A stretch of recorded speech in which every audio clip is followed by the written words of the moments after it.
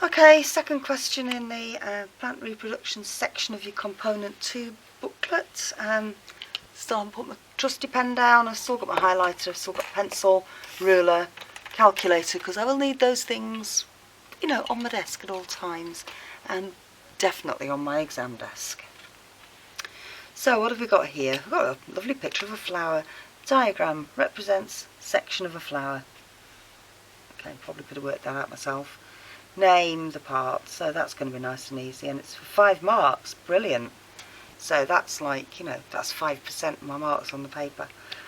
It's out of 100. So A, so we'll need to look at the diagram properly. So I've got A, that's clearly the petals, surrounded by what's on the outside. So I'm thinking they're sepals, petals. Now this internal arrangement just seems a bit bizarre. I've not seen anything where something's that looks like these are attached to the petals. I've never seen that. But I've got a sort of a bulbous thing down here with a long, so I'm thinking that's the style. That's, and then it expands at the top, so that's going to be the stigma. And then the only other thing I'm expecting to find, so stigma, style, ovary, and the only other thing I'm expecting to find in this plant then is an anther. So that's pretty much all that could be, is an anther, although weirdly attached to the petal. So A, petals, B, stigma,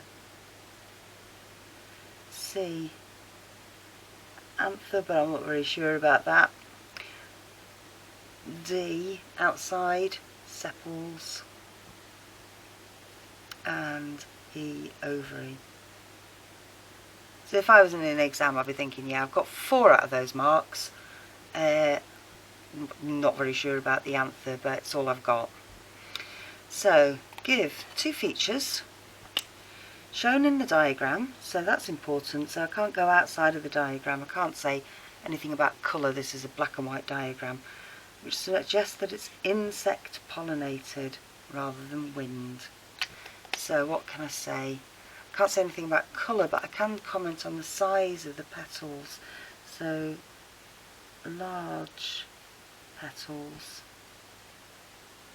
And the other thing is that my stigma and my anthers, if that's what they are actually inside of the flower, so they're not hanging outside in the breeze. So the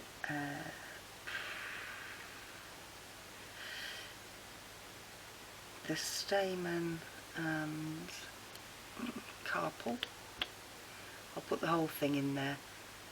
Carpel are inside the flower. Actually, in the exam, it was agreed that we would allow anthers and stigmas inside the flower, and also this structure down here is a nectary, so that would have also been allowed. You know, it's got nectar, so that is shown on the diagram. If it hadn't been on the diagram, it wouldn't have been allowed. So the diagram below represents the female reproductive system, so we're only looking at the carpel bit. We've got pollen grain on the top, so it's being pollinated, and we've got a little dotted line, and we've got X, and we've got the embryo sac there. And I'm just flipping down because I'm thinking there are things that's not complete. So I'm wondering if I've got to draw on the diagram. So in a minute, describe, name, region, after fertilisation, use the letters to label on the diagram. So I'm not going to annotate my diagram because I'm going to be putting labelling lines and it'll all look a bit messy, I think, if I start messing about with it. So describe how the pollen tube passes through the tissues. Oh, so we're going to be talking about digestion. So all that dotted line is to show us kind of where it goes. Well, that's great. So what do I know about tube nuclei, the pollen tube? So the thing I'm really certain of is that the tube nucleus controls growth of the pollen tube.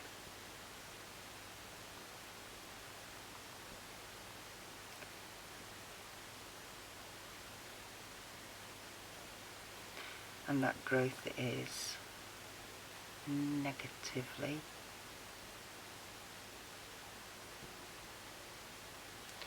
aerotropic. So that's why it's growing downwards, going towards the ovule and away from the air. How does it get there? The pollen tube releases enzymes.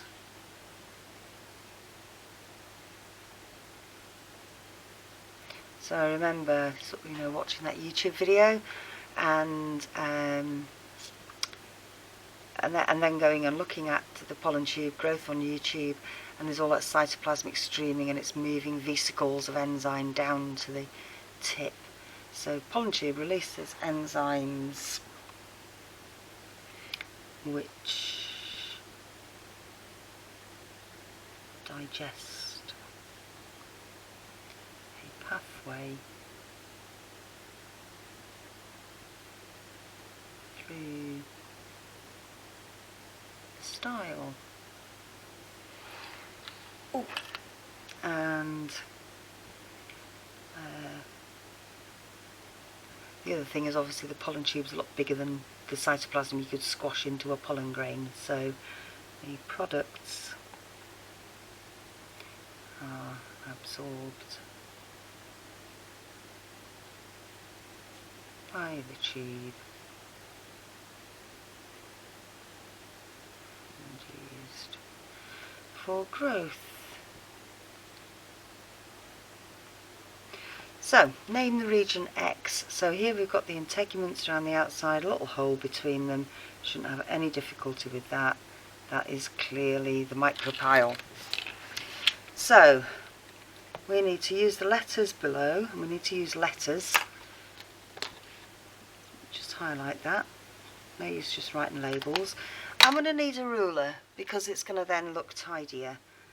I know you're opposed generally to rulers, so ovary is going to become the fruit. Tester, that's from the integuments. The endosperm is derived from the polar nuclei, and the embryo plant is from the egg cell. Shouldn't have had any difficulty with that whatsoever, but please use a ruler when you're doing labelling lines. Not much to ask.